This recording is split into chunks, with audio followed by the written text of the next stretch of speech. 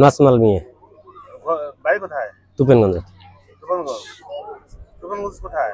বাঁশরাজা। হ্যাঁ? বাঁশরাজা। কি? বাঁশরাজা। বাসরা? বাঁশরাজা। বাসরাজা। মাংস কতগুলো আছে? 30 কেজি। কোথা থেকে আনছে?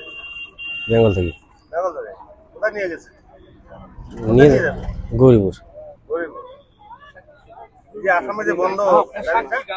না জানো না। হ্যাঁ? না জানো।